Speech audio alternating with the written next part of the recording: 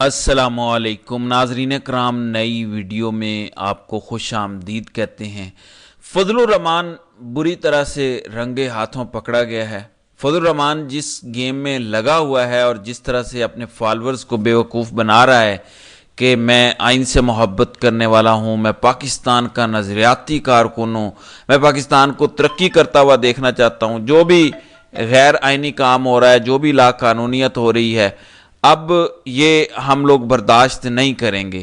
یہ جو فضل الرحمان کا جعلی ڈرامہ تھا لوگوں کو بیوقوف بنانے کے لیے، کیونکہ اب اس سیاست کا پیٹرن چینج ہو چکا ہے، لوگ اب نظریاتی سیاست کو پسند کرتے ہیں، اور فضل الرحمان کا کیونکہ ووٹ بینک بلوچستان میں ہے، بڑی حد تک ان کا KPK کے اندر ہے، تو فضل الرحمان نے سوچا کہ جس طرح کی سیاست عمران خان کر رہا ہے میں اسی طرح کی سیاست کا تاثر دیتا ہوں اور لوگ مجھے پسند کرنے لگیں گے۔ لیکن ایک تو پٹن کی رپورٹ آئی تھی جس میں یہ بتایا گیا کہ پشین جہاں سے فضل الرحمان کو جتوایا گیا وہاں 110 سے زائد فارم 45 اور فارم 46 ہیں ہی نہیں۔ پھر نور عالم خان جن کا تعلق فضل الرحمان کی جماعت سے ہے، یہ 80,000 کی لیڈ سے ہارے ہوئے ہیں، جبکہ ان کو بھی جتوایا گیا۔ اور اس کے بعد جو آج خبر آئی ہے، خبر تو یہ پہلے بھی آ گئی تھی، ARY کے رپورٹر نعیم بٹ نے دعویٰ کیا تھا کہ فضل الرحمان PTI سے 2 سینٹ کی سیٹیں مانگ رہے ہیں۔ حالانکہ فضل الرحمان ایک بھی سیٹ نہیں جیت سکتا سینٹ کی، کیونکہ ایک سینیٹر بنانے کے لیے 12 سے 13 ووٹ چاہیے، MPs چاہیے۔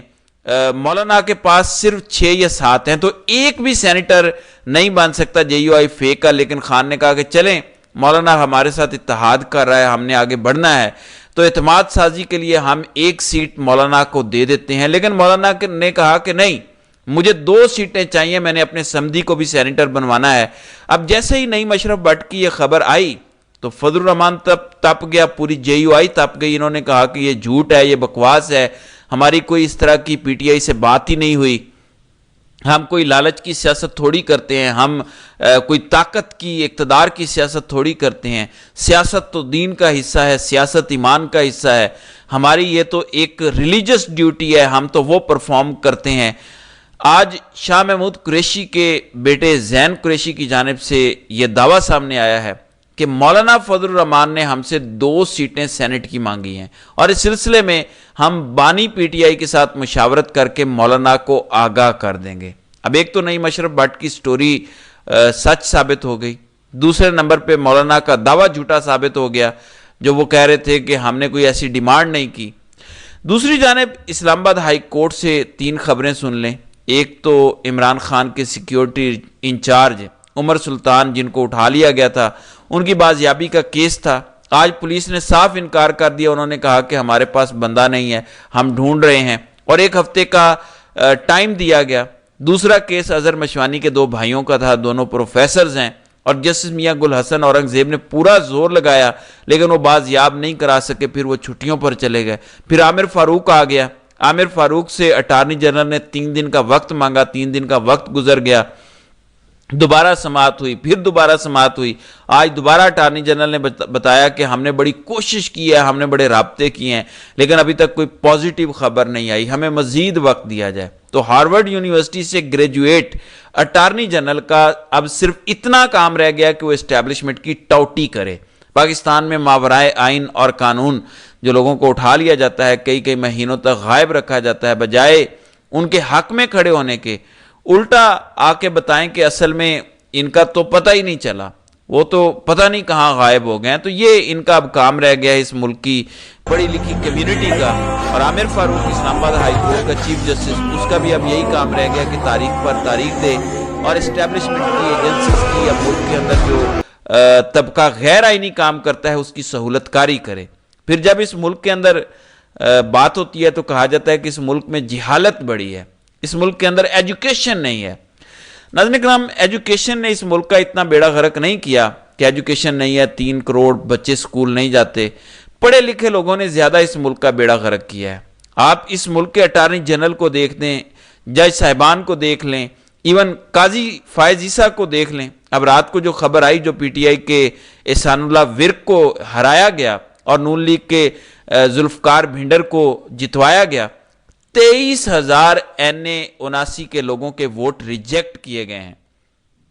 23,000 ووٹ ریجیکٹ کروا کے تب جا کے قاضی کی ایکسٹینشن کے لیے نون لیگ کی جھولی میں یہ سیٹ ڈالی گئی ہے۔ تو اتنا ظلم اس ملک کے اندر ہو رہا ہے کہ 23,000 زندہ لوگوں کا ووٹ جو آپ کے پاس ضمانت ہے اس پر کاٹا لگایا گیا ہے، مسترد کیا گیا ہے اور اپنی مرضی کے رزلٹ بنائے جا رہے ہیں۔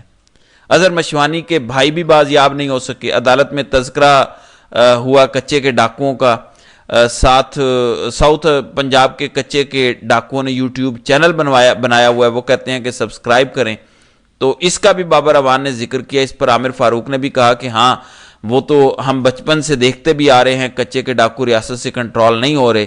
پھر پورے ملک میں پچھلے کئی ہفتوں سے انٹرنیٹ سلو ہے، سست ہے، چلتا ہی نہیں ہے۔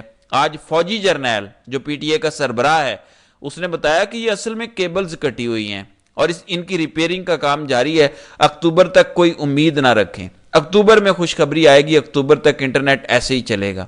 پھر پی ٹی اے کے سابق احمد نے فہیم خان جن کو گرفتار کروا دیا تھا پاکستانی حکام نے، جو خانہ کعبہ کے اندر انہوں نے عمران خان کے حق میں حلفاً گواہی دی تھی، ویڈیو بنائی تھی، تو اب سعودی عرب سے انہیں رہا کر دیا گیا ہے۔ اور جیسے اون کھوسا نے ویڈیو بنائی تھی اسی طرح کی ایک خاموش ویڈیو بنا کے پیغام دیا گیا کہ ہم اس طرح کے کسی قسم کے ہتھ کنڈوں سے ڈرتے نہیں ہیں۔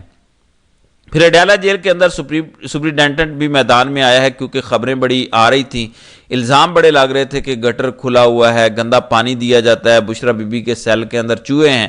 تو ان ساری خبروں کی اڈیالہ جیل کے سپرنٹینڈنٹ نے تردید کی ہے اور ان کا کہنا ہے کہ بانی پی ٹی آئی کے کمرے میں ٹی وی کی سہولت بھی دستیاب ہے، بشرا بی بی کے سیل میں چوہوں کی خبروں میں کوئی صداقت نہیں ہے، ان کے سیل میں وال سیلنگ لگی ہوئی ہے، وہاں چوہوں کی موجودگی کی خبروں میں کوئی صداقت نہیں۔ حالانکہ بشرا بی بی نے یہ جج صاحب سے خود کہا تھا کہ میرے کمرے میں چوہے ہیں اور میں نماز پڑھتی ہوں تو وہ آگے آ جاتے ہیں، تو آگے سے جج نے کہا تھا کہ آپ ان کے ساتھ کھیلا کریں، فٹ بال کی طرح ان کے ساتھ کھیلا کریں، مگر جیل سپرنٹینڈنٹ نے کہا کہ چوہوں والی خبر میں کوئی صداقت نہیں ہے۔ بانی پی ٹی آئی کے سیل میں گٹر کھلا ہونے کی خبروں میں بھی کوئی صداقت نہیں ہے۔ بانی پی ٹی آئی کو جیل مینول کے تحت ضرورت کی کوئی بھی چیز بر وقت فراہم کر دی جاتی ہے۔ بانی پی ٹی آئی کو پڑھنے کے لیے کتابیں بھی دستیاب ہیں اور ساتھ ہی انہوں نے بتایا کہ بانی پی ٹی آئی اور بشرا بی بی کو کھانے کے لیے علیحدہ کچن فراہم کیا گیا ہے اور بانی پی ٹی آئی کی سیکیورٹی کے لیے عملہ ہر وقت تعینات رہتا ہے۔ بانی پی ٹی آئی کو ورزش کے لیے ایکسرسائز مشین اور واک کے لیے جگہ بھی دستیاب ہے۔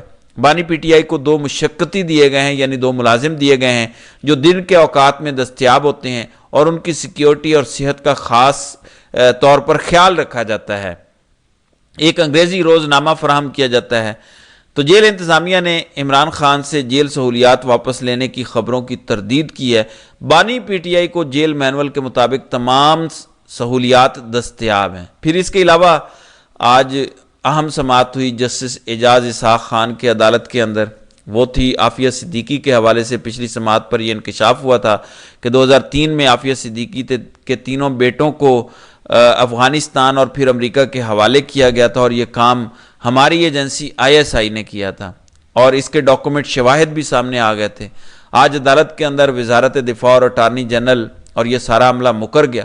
انہوں نے کہا اس میں کوئی بھی خفیہ ایجنسیوں کا کردار نہیں ہے، کوئی ISI کا کردار نہیں ہے، لیکن جسٹس سردار اعجاز اسحاق خان نے انہیں کہا کہ پیر کے دن ہم سیکرٹری دفاع کو طلب کریں گے اور اگر یہ چیزیں جھوٹی ثابت ہوئیں تو ہم 10 لاکھ کا جرمانہ بھی کریں گے۔ پوری تیاری کے ساتھ آئیے گا، ہمیں مطمئن کیجئے گا، ہمارے پاس شواہد آ چکے ہیں۔ اب آپ زبان سے کہہ دیں کہ فلاں کا بھی کوئی تعلق نہیں، فلاں کا بھی کوئی تعلق نہیں، تو اس پر ہم مطمئن نہیں ہوں گے، آپ کو ہمیں مطمئن کرنا پڑے گا۔